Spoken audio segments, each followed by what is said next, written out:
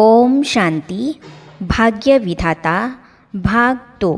इस पुस्तक में आज हम पढ़ेंगे अचानक गुप्त मदद। इस विषय पर ब्रह्मा कुमारी दादी सीतू जी अपने अनुभव सुनाती है। चलिए आज हम इसे पढ़ते हैं। उन दिनों बाबा ही हमारे स्टॉक के सामान की देखरेख करते थे। बाबा के साथ मैं भी स्टॉक की संभाल में मददगार थी। एक दिन भोली भंडारी ने मुझे कहा कि सायंकाल के भोजन के लिए पर्याप्त राशन नहीं है, खाना कैसे बनेगा। मैंने बाबा को बताया।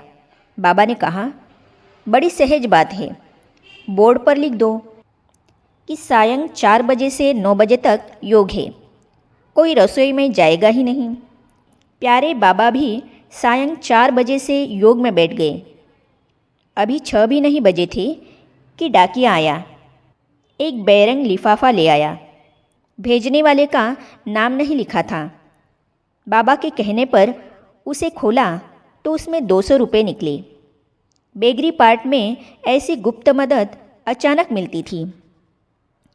साथ जिएंगे साथ मरेंगे। एक दिन बाबा के साथ पहाड़ी पर घूमने गए थे तो दिल्ली का एक नंद किशोर नाम का भाई भी वही था।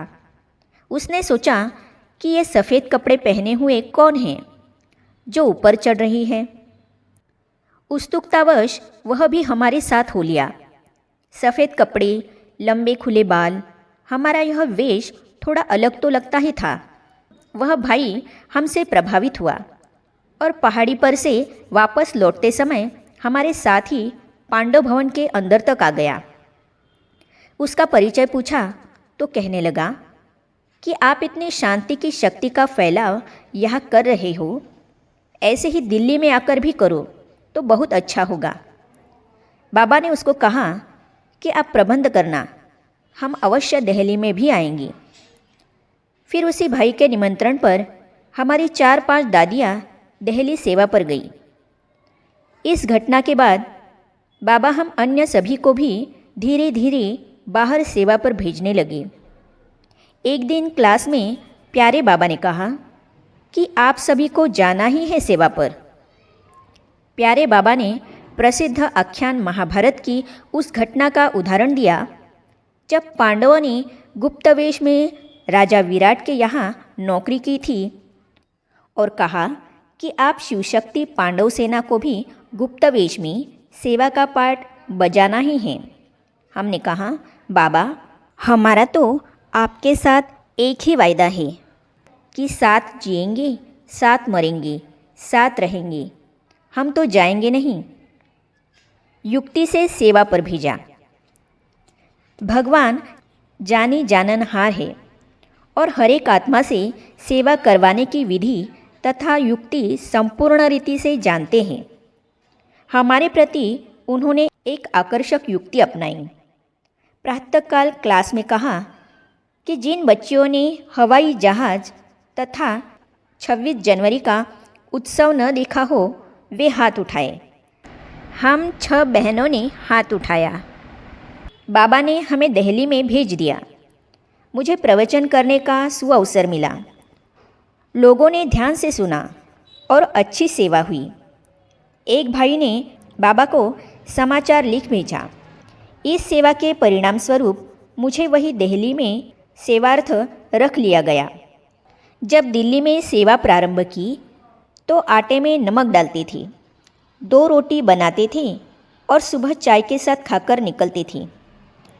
कभी किसी के घर सत्संग करते थे, कभी किसी के घर।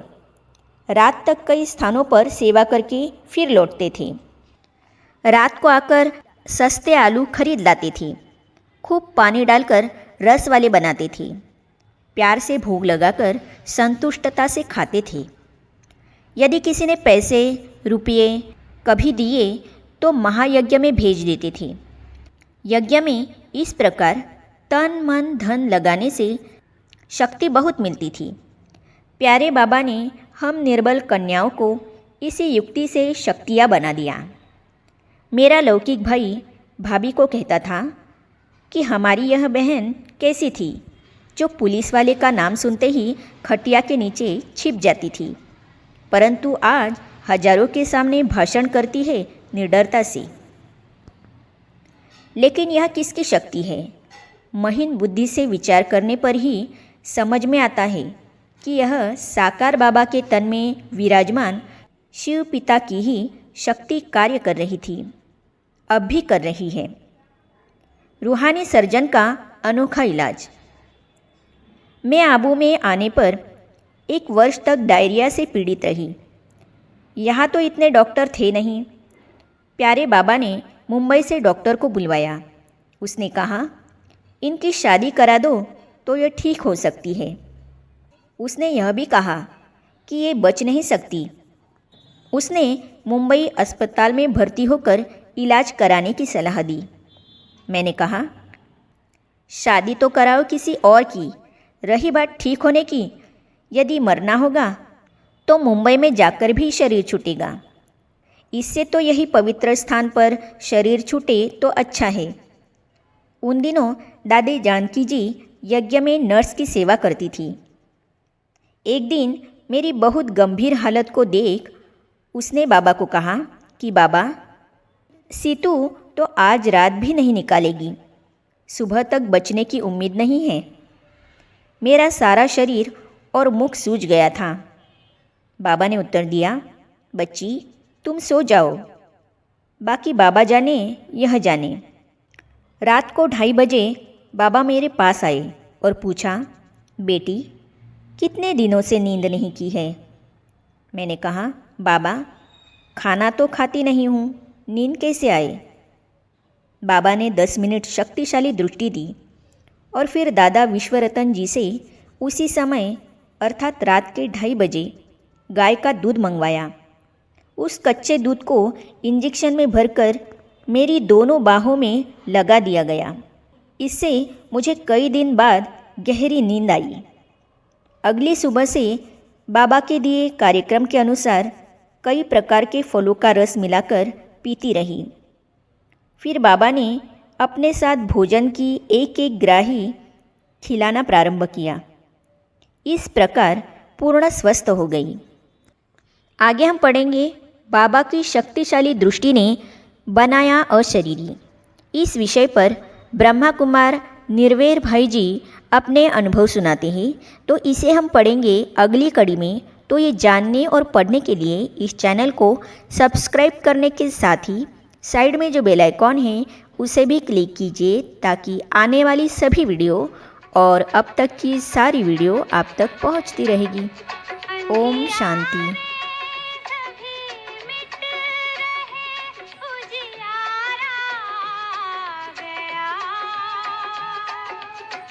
ज्ञान सूर्य फिर से शिव प्यार